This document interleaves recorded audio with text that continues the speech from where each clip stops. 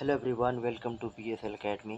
Class 12th science के student का syllabus release कर दिया गया है और आज इस वीडियो में फिजिक्स का सिलेबस के बारे में डिटेल में डिस्कस करेंगे। साइंस के स्टूडेंट हैं अगर आप और आप एक प्रॉपर चैनल के तलाश में हैं तो आप एकदम सही चैनल पर हैं। चैनल को सब्सक्राइब करके रख लीजिए क्योंकि यहाँ पे आपको बहुत सारे नोट्स मिल रहे होंगे, पीडीएफ मिल रहे होंगे और साथ ही साथ लाइव क्लासेस भी आपको यहाँ पर मिलेंगे साइंस से रिलेटेड। फ़िलहाल फिजिक्स के सिलेबस के बारे में डिस्कस करना है इस वीडियो में। तो देखिए, फर्स्ट चैप्टर जो है आपके पास इलेक्ट्रिक चार्ज एंड फील्ड। उसमें क्या है, electric charge and their conservation, Coulomb's law रखा गया है, force between two charges, multiple charges, superposition and continuous charge distribution. इसके साथ साथ आगे electric field due to point charge, field lines, dipole, electric field due to dipole, axial equatorial दोनों point पर, torque on a dipole, uniform और in a uniform electric field. अच्छा, तो non uniform electric field में नहीं पढ़ना है। Statement of Gauss theorem and its application to find field due to infinitely long straight wire, plane sheet and thin spherical shell. तो ये हो गया आपका गॉस लॉ और इसका एप्लीकेशन। गॉस लॉ और एप्लीकेशन इसका ऐसा है जो कि पूछा ही पूछा जाता है। इसके बाद प्रैक्टिस क्वेश्चन, वो तो होना ही है।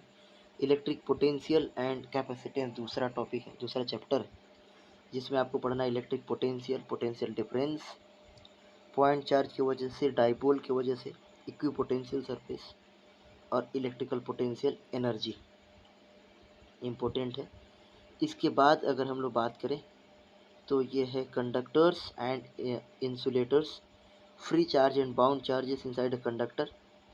नॉर्मल हर एक चीज़ पढ़ना है आपको, capacitor and capacitances combination series parallel में, और इसके साथ साथ dielectric medium, energy stored in capacitor. तो ऑलमोस्ट इसमें ऑलमोस्ट सारा चीज़ ही पढ़ना है। करंट इलेक्ट्रिसिटी में अगर बात करें तो इलेक्ट्रिक करंट हो गया, flow of electric charge in metallic conductor, drift velocity, mobility important है। करंट के साथ जो इनका रिलेशन आता है, I equal to N A V D, Ohm's law, resistance V I curve पढ़ना है आपको, इलेक्ट्रिकल एनर्जी, रेजिस्टिविटी, कंडक्टिविटी, ये सारा चीज़। Internal resistance of a cell, combination of cells पढ़ना है सीरीज पैरेलल में, Kirchhoff's law and its simple application to Wheatstone bridge. इसका मतलब ये हुआ कि आगे जो हमारे को मीटर ब्रिज था या पोटेंशियोमीटर था, उसको इसमें नहीं रखा गया है। यहाँ पे जैसा मैं देख पा रहा हूँ कि मीटर ब्रिज और पोटेंशियोमीटर को नहीं रखा गया। ठीक है, चलिए आगे बात करें मैग्नेटिक इफेक्ट ऑफ करंट में। तो concept of magnetic field, Oersted experiment, Biot Savart law important है, and its application, Ampere circuit law है, एप्लीकेशन है इन्फाइनेटली लॉन्ग स्ट्रेट वायर की वजह से मैग्नेटिक फील्ड, सोलेनोइड है, यानी कि यहाँ पर टोरॉइड को हटाया गया है।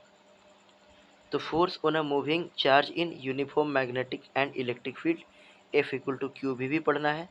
Force on a current carrying conductor in uniform magnetic field, force between two parallel current carrying conductors. इसके बाद आगे है टॉर्क। उसके बाद टॉर्क का ही एप्लीकेशन पे बेस्ड है मूविंग कॉइल गैल्वेनोमीटर और इसका कन्वर्जन एमीटर या फिर वोल्टमीटर।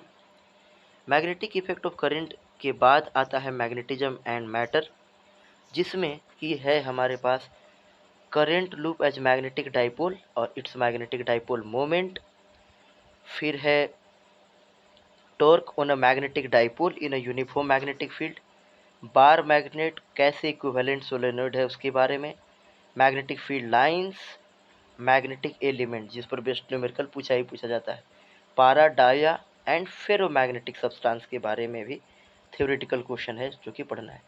इलेक्ट्रोमैग्नेटिक इंडक्शन में बहुत सारा चीज़ को हटाया गया है। आराम से आपको फैराडे लॉ पढ़ना है, इंड्यूस्ड ईएमएफ और करंट पढ़ना है और लेंज लॉ पढ़ना है। इसके साथ साथ सेल्फ और म्यूचुअल इंडक्टेंस। ऑल्टरनेटिंग करंट में अगर बात करें तो ऑल्टरनेटिंग करंट में भी कम चीज़ पढ़ना है। ऑल्टरनेटिंग करंट किसको बोलते हैं, आई आर एम एस और I maximum value, reactance and impedance, LCR circuit, resonance, power in AC circuit, wattless current, AC generator and transformer. तो यहाँ पे LC सर्किट, LR सर्किट, ये सब के बारे में कोई डिस्कशन नहीं दिया हुआ है। यहाँ पे बस हमारे को LCR सर्किट पढ़ना है। इसमें आप समझ जाइए कि LCR अगर पूछा जा रहा है तो रेजोनेंस ही पूछा जाएगा, अधिकतर चांस है। Power in AC circuit, wattless current, AC generator और ट्रांसफार्मर। तो यहाँ पे एक क्वेश्चन ट्रांसफार्मर से भी बहुत ज़्यादा चांस रहता है कि बनेगा। इलेक्ट्रोमैग्नेटिक वेव में क्या क्या पढ़ना है, इसमें पढ़ना है basic idea of displacement current, electromagnetic wave और उसका कैरेक्टरिस्टिक, टेबल ही याद करना रहेगा, ट्रांसवर्स नेचर, यही सारा चीज़। इलेक्ट्रोमैग्नेटिक वेव छोटा चैप्टर भी है। अब एक बड़ा चैप्टर है रे ऑप्टिक्स, इसमें देखते हैं क्या पढ़ना है क्या छोड़ना है। रे ऑप्टिक्स में पढ़ना है reflection of light, spherical mirror, mirror formula, refraction of light, total internal reflection and its application, optical fibres, refraction at spherical surface, lenses, thin lens formula, lens makers formula. अभी तक सारा चीज़। आगे बढ़ते हैं। Magnification, power of lens, combination of thin lenses in contact, refraction of light through a prism, ये भी ठीक है।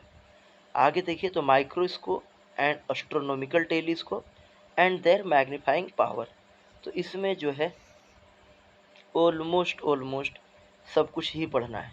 वेव ऑप्टिक्स में wave front and Huygens principle, reflection and refraction of plane wave at plane surface using wave front, proof of law of reflection and refraction using Huygens principle, interference, YDAC Young double slit experiment, coherent source. इसके साथ साथ diffraction due to single slits भी पढ़ना है और width of central maximum पढ़ना है। Dual nature of matter and radiation में बहुत कम पढ़ना है। Dual nature of radiation, photo electric effect और हर्ट्ज एंड लेनार्ड ऑब्जर्वेशन। इसके साथ साथ आइंस्टीन फोटो इलेक्ट्रिक इक्वेशन और particle nature of light, matter waves, wave nature of particle. बस। आगे एटम्स में क्या पढ़ना है तो alpha particle scattering experiment, Rutherford का जो मॉडल था एटम का वो, बोर का जो मॉडल था वो, और expression for radius 0.53 n square by Z angstrom, velocity का क्या होता है, एनर्जी का क्या होता है nth ऑर्बिट में, एनर्जी लेवल और hydrogen line spectra, Balmer series, Paschen series, Brackett Pfund, ये सब। न्यूक्लियाई में अगर बात करें तो composition and size of nucleus, mass energy relation, mass defect, binding energy per nucleon and its variation with mass number, nuclear fusion and fusion. Semiconductor में energy band in conductors, semiconductor insulator, intrinsic and extrinsic semiconductor के बारे में, VI characteristic, reverse bias और forward biased condition. बस इतना सा ही बात पढ़ना है। इसका मतलब ये हुआ कि इससे और किस पार्ट को हटा दिया गया है तो कम्युनिकेशन सिस्टम को सिलेबस से हटा दिया गया है। कम्युनिकेशन सिस्टम जो रहता था वो हमारे इस सिलेबस में नहीं। तो आई होप कि मैं कुछ हद तक कैपेबल मतलब मैं कुछ हद तक समर्थ हुआ हूँगा कि आपको एक बेसिक क्लियर आइडिया दे पाऊँ। फ़िलहाल जब हम लोग फिर से वापस पढ़ना शुरू करेंगे, है ना, तो वहाँ पे भी आपको पूरा डिटेल में हम लोग बताते जाएंगे कि कौन सा सेगमेंट से किस चीज़ को हटाया गया है। आज के लिए इतना ही रखते हैं, मिलते हैं नेक्स्ट वीडियो में। धन्यवाद।